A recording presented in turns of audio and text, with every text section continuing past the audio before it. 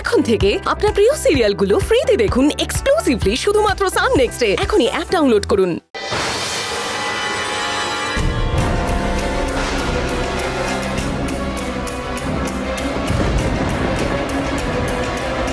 তুমি তুমি এখানে কি করছো? আমিও তো একই প্রশ্ন করছি, তুই এখানে কি করছিস? বোকা বোকা প্রশ্ন। অভিদা সম্পর্কে আমার ভাসুর হয়, ওনার এত বড় একটা দুর্ঘটনা ঘটে গেল, আমার তো এখানেই থাকা উচিত, তাই না? কিন্তু তোমার সাথে অভিদার কি সম্পর্ক?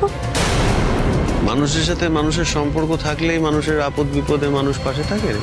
হ্যাঁ, ওর সাথে আমার কোর্টে দেখা হয়েছিল, কথা হয়েছিল, ছেলেটাকে ভালো লেগেছে তাই খোঁজ নিতে এসেছি। আর কিছু? খোঁজ নিতে এলে? খোঁজটা কে দিল তোমার? মঞ্জু, তুই কি আমাকে টিউশন করাচ্ছিস? একটার পর একটা প্রশ্ন করছিস, আর তোর এই প্রশ্নের আমি জবাব দেবই বা কেন রে? হ্যাঁ, কেন দেবো তোকে এত কৈফিয়ত? তো যা ভাবার তুই ভাব, আমার কিচ্ছু যায় আসে না। কিন্তু আমার এসে যায়। তুমি সত্যি করে বলো তো, তুমি কি তলায় তলায় অভিদাকে হাত করেছো? ওনাদেরকে কাজে লাগিয়ে তুমি কি আমাদের সংসারে অশান্তি বাঁধাতে চাইছো? একটা কাজ কর, গল্পের বই লেখ, দেখবি বিক্রি হবে। কথা করিও না, আমি তোমাকে এমনি এমনি সন্দেহ করছি না। তুই আমাকে সন্দেহ কর না কর, বিশ্বাস কর না কর, আমার কিচ্ছু যায় আসে না। হতেই পারে, হতেই পারে সত্যি তোমার উপর আমার অনেক কিছু নিয়ে সন্দেহ আছে। ওই যে বললাম না, তোর যা ইচ্ছা তুই করতে পারিস, আমার কিচ্ছু এসে যাবে। যেদিন সব প্রমাণ পাবো সেদিন কোনো কথা না বলে আগে তোমাকে হাত করা পড়াবো। সেদিন তোমার অনেক কিছু এসে যাবে রাজা সৎপতি। আমিও সেই দিনের অপেক্ষায় থাকছি মঞ্জু গড়াই।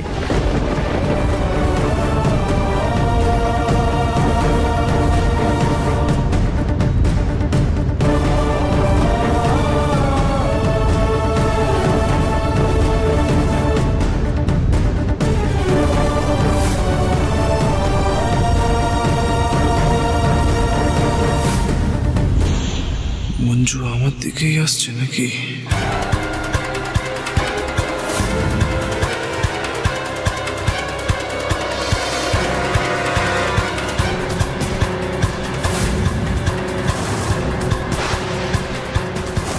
মেরেছে।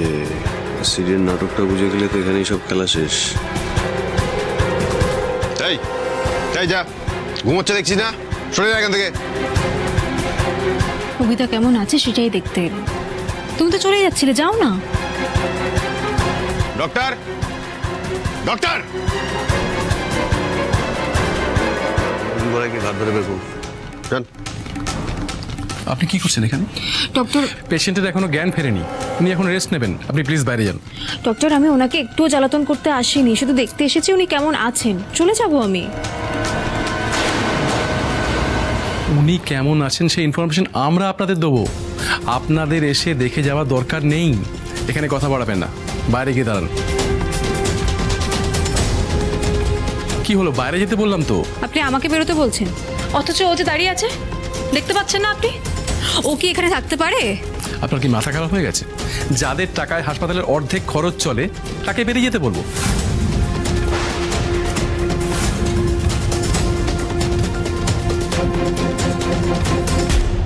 শোন না মঞ্জু গড়াই, তুই আর অর্জুন না আমাকে তোদের সাথে গুলিয়ে ফেলিস না। তোদের সেই অকাত নেই। টাকা পয়সা মান সম্মানে তোরা অনেক নিচে, সেরকমই থাক। আর এরপর থেকে কথা বলার আগে ভেবে বলবি।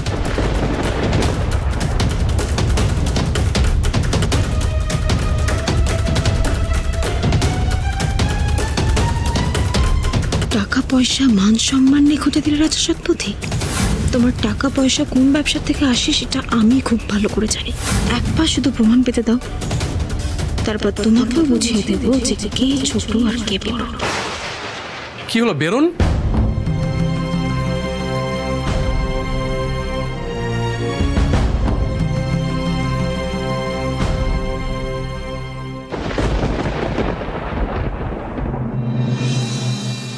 না না, পারবো না।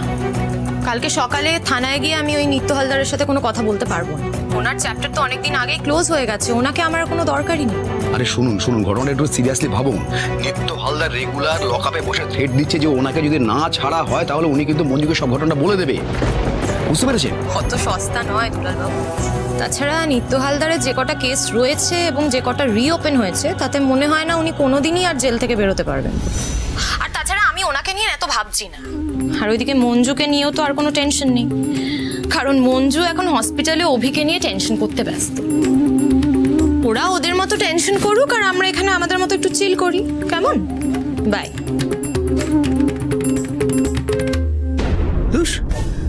ভাবলাম এই সুযোগ একটু কামিয়ে নেওয়া যাবে, পুরো ভাবনা জল ঢেলে দিল। কপাল কপাল সব। রাজা, তোমাকে একটা হট নিউজ দেওয়ার আছে। মুচিকে জুতো সেলাই করা শেখাবে, তাই তো? মানে তুমি যে হট নিউজটার কথা বলছো, সেই হট নিউজের ঘটনার প্ল্যানটা তো আমার মাথা থেকেই বেরিয়েছে। মানে আমি তো আসছি কোন হসপিটাল থেকে। বাবা, তুমি হঠাৎ কবে থেকে আমাকে না জানিয়ে প্ল্যান করা শুরু করে দিলে? হ্যাঁ, আমি আর তুমি আলাদা হলাম কবে থেকে? আমি তো এখন অবধি যা করেছি বা যা করছি সেটা দুজনের ভালোর জন্যই করছি। আর মঞ্জুর ফুলসজ্জাটা কেচে গেছে তো?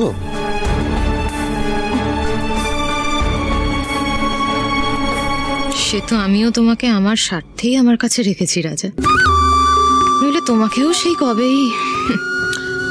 আচ্ছা রাজা, বলছি অভির কি খবর, কিছু জানো? ও ঠিক আছে, ওকে নিয়ে টেনশন নেই।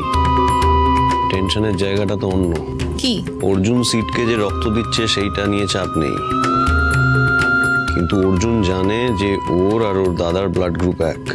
কিন্তু অভি মানে সিডের ব্লাড গ্রুপ যে কি সেটা সিড আর ভগবান ছাড়া কেউ জানে না। এত বড় একটা প্ল্যান করলে রাজা, আর এইটুকু ব্যাপার নিয়ে চাপ নিচ্ছ? ডক্টরকে দিয়ে ম্যানেজ করে বলালেই তো হলো যে ওদের ব্লাড গ্রুপ এক, ব্যাস। তুমি যেটা বলছো সেটা আমি অনেক আগেই ভেবেছি, কিন্তু তুমি বোধহয় ভুলে যাচ্ছ ওখানে ওই সন্দেহের দেবী মঞ্জু টহল দিচ্ছে আর সমানে প্রমাণ খুঁজছে, বুঝছো? ওর যদি একবার সন্দেহ হয় তাহলে কিন্তু ব্লাড গ্রুপ ডিএনএ সব টেস্ট করিয়ে ছাড়বে। সেটা আটকাতে পারবে? তাহলে কি হবে?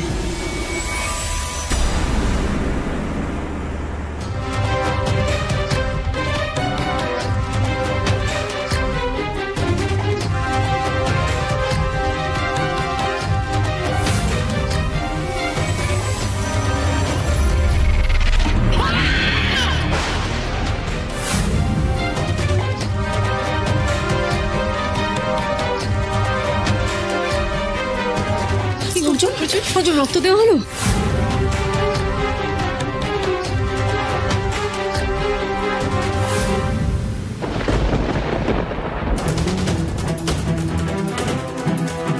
কি গো, কিছু বলছে না কেন? রক্তের গ্রুপ মিলে ধরা পড়ে যায়নি তো? কি হবে এবার? কি রে অর্জুন, অভিকে রক্ত দেওয়া যায়নি? না না, এখনো অবধি সব ঠিক আছে।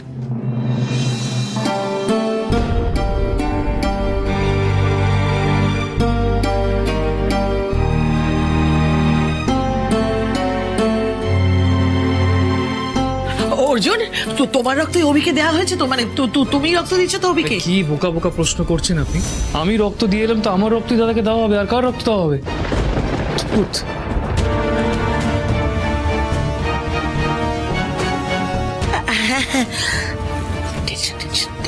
টেনশনে সব গোলমাল হয়ে গেছে আর কি। অর্জুন, বলছি অভির এখনো জ্ঞান ফেরেনি না?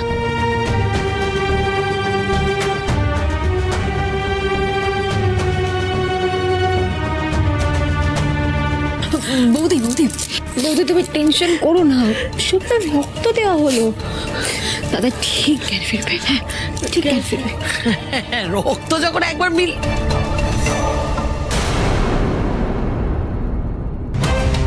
রক্ত যখন একবার দেওয়া হয়ে গেছে তখন তো চিন্তার আর কোনো ব্যাপার নেই।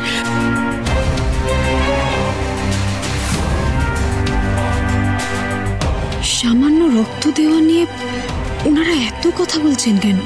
খটকা লাগার মতো কোনো ব্যাপার আছে নাকি?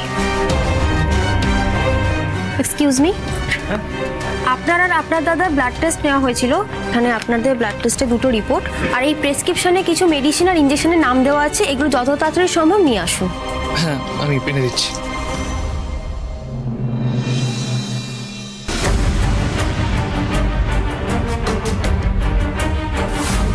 অর্জুন আর অভিতা দুজনের ব্লাড গ্রুপে বি পজিটিভ। অর্জুন, অর্জুন দাঁড়াও। কি হলো? বলছি কি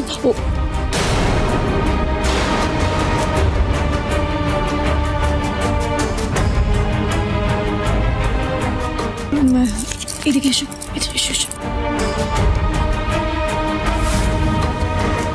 কি হলো? বলছি অভিদাকে তোমার রক্তই দেওয়া হয়েছে, তুমি শিওর? মঞ্জু দেখ, আমি এখন আর টেনশন নিতে পারছি না। তুইও কাকিমার মতন বোকা বোকা প্রশ্ন করছিস। দেখো কারণ আছে, আমি সেই জন্যই জিজ্ঞেস করছি। তুমি নিচে দেখেছো? না, দাদাকে রক্ত দেওয়া হয়েছে আমি সেটা দেখলাম, কিন্তু কার রক্ত দেওয়া হয়েছে সেটা আমি দেখে কি করে বলবো মঞ্জু? আচ্ছা, তুই এটা নিয়ে এত সন্দেহ করছিস কেন? বলছিলাম কি ওরা কি পরেও ব্লাড টেস্ট করতে পারে? মঞ্জু দেখ, আমার এই বিষয়ে আর কথা বলতে ভালো লাগছে না।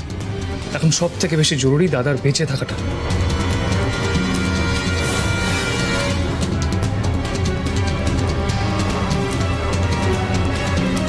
যদি একটা জলজ্যান্ত মানুষ বদলেই যায়, তবে ব্লাড গ্রুপ কি মেলে?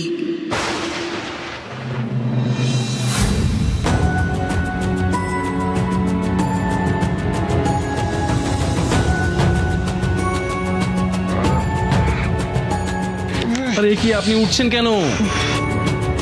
আপনার অ্যাক্সিডেন্টটা তো মিথ্যে নয়, মাথায় যথেষ্ট চোট আছে, অনেকটা ব্লাড লস হয়েছে, সেজন্য ব্লাড দেওয়া হচ্ছে আপনাকে।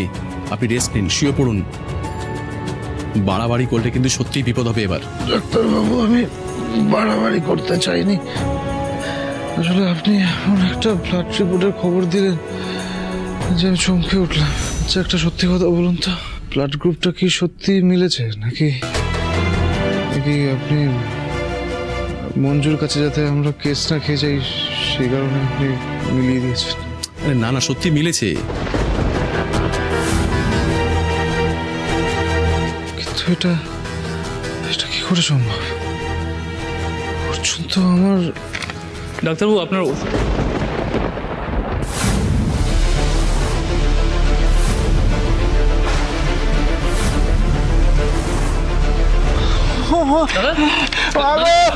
কি হয়েছে? আপনি শুয়ে পড়ুন। দাদা কি গোটা শরীর? আপনি শুয়ে হয়েছে? আপনি শুয়ে পড়ুন, আপনি শুয়ে পড়ুন। তুই খুশি হবে? তুমি মরে গেলে? হ্যাঁ, খুশি হবে তো? তুই মরে যাবো? আমি মরলে খুশি হবে তো? আমি মরবো, খুব তাড়াতাড়ি মরবো, আমার ঢাক এসে গেছে। ও মা, আমি জানি তুই খুশি, আমি মরে যাবো। আরে আপনারা এখানে এমার্জেন্সিতে বারবার ঢুকে পড়ছেন কেন?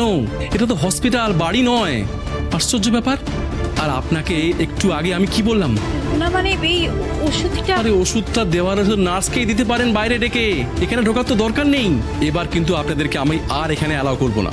আমাদের হসপিটালে একটা প্রোটোকল আছে। এক সেকেন্ড, আপনারা সবাই মিলে কি ইয়ার্কি মারছেন? একটু আগে আমি যখন এসেছিলাম তখন উনি অজ্ঞান ছিলেন, এখন তো এসে দেখছি ওনার জ্ঞান ফিরেছে। সেটা একবারও আমাদের জানানোর প্রয়োজন মনে করলেন না? এই শুনুন, আপনার এই মেজাজ না আপনি রসুলপুর থানায় গিয়ে দেখাবেন। আপনার মেজাজের আমি ধার ধারি না। পেশেন্টের একটু আগে জ্ঞান ফিরেছে, আপনারা ঢোকার কয়েক সেকেন্ড আগে। আমাদের সময়টা তো দিতে হবে। প্লিজ মাথা গরম করিস না। দেখ, দাদার যে জ্ঞান ফিরেছে এটাই তো বড় কথা, তাই না? এটা যদি বাইরে জানাই তাহলে সবাই অনেকটা নিশ্চিন্ত হবে। ঝগড়া করিস না এখানে প্লিজ। ডাক্তারবাবু, আপনি একবার প্রেসক্রিপশনের সাথে ওষুধগুলো মিলিয়ে নিন, আমি সব নিয়ে এসেছি।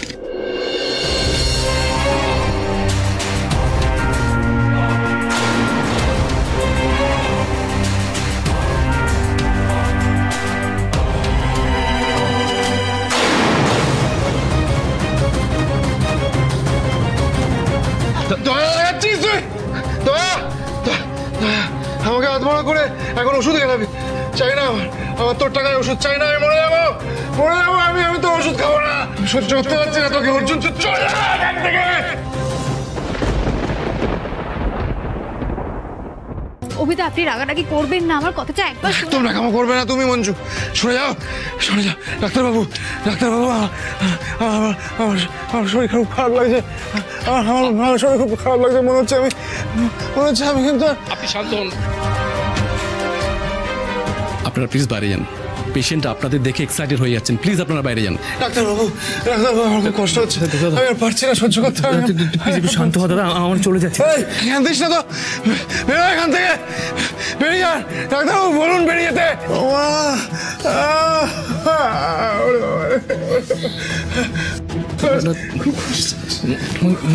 চল ওষুধগুলো। ডাক্তারবাবু দেখুন না, একজন বাইরে আছে কিনা, প্রদীপ কাকু, ওনাকে বলুন না আমার জন্য ওষুধ এনে দিতে, আমার জন্য ওষুধ এনে দিতে। অভিদা আপনি আমাদের সহ্য করতে পারছেন না তাই তো? এই যে এই রক্তটা যেটা আপনার শরীরে যাচ্ছে সেটা আপনার ভাই অর্জুনের শরীরের রক্ত। ওর রক্ত দিয়ে কিন্তু আপনি সুস্থ হচ্ছেন।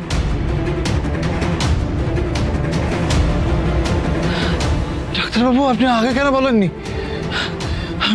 আমি ওর রক্ত নিতাম না, ওর ওই বিষ রক্ত আমি নিতাম না, নেব না।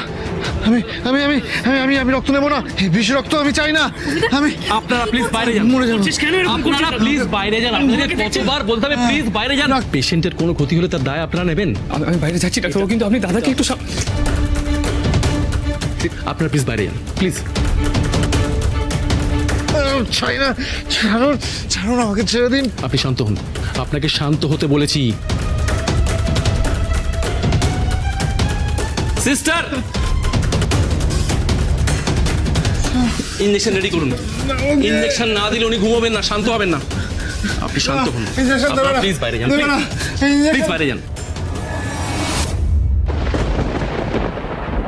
কি বলছেন আপনারা শিওর? আচ্ছা ঠিক আছে রাখুন। কি হয়েছে? ন্যান্সি ফোন করেছিল, বলছে অর্জুন আর সিডের ব্লাড গ্রুপ নাকি সেম।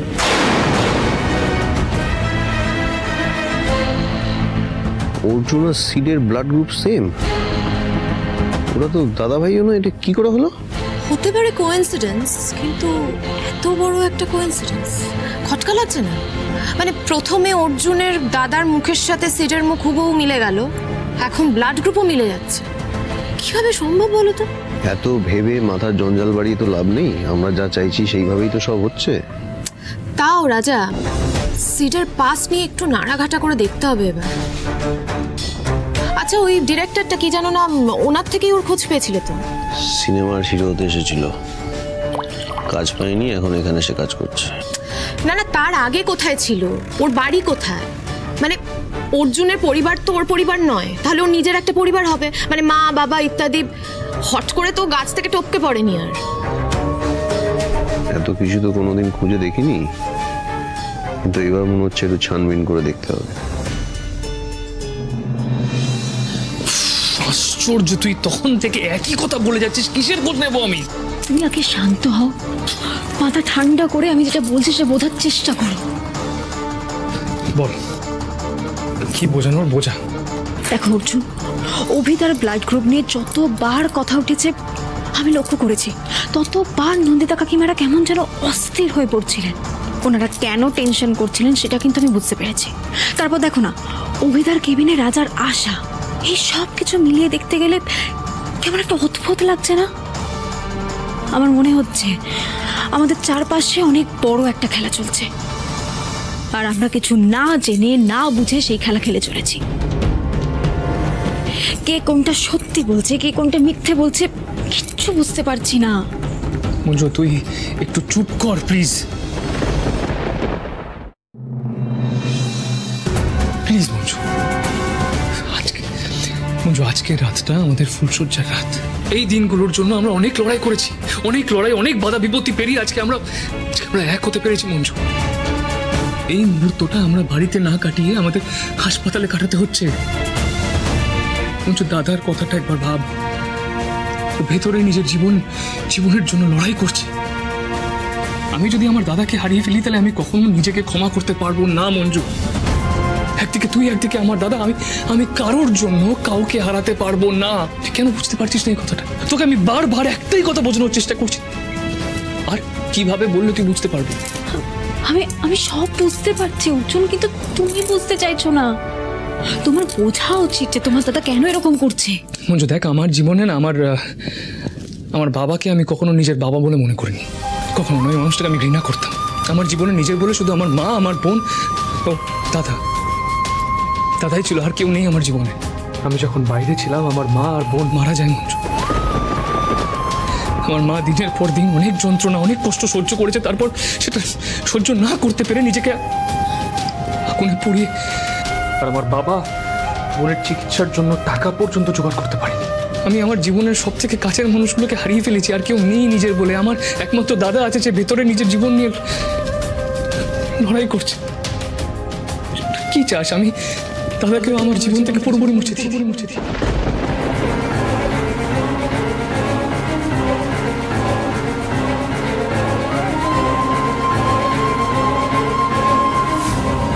তোমাকে আমি বোঝাতে পারছি না অর্জুন, জানি না আদৌ কিভাবে বোঝাবো, কিন্তু তুমি না বুঝলে অনেক বড় ক্ষতি হয়ে যাবে।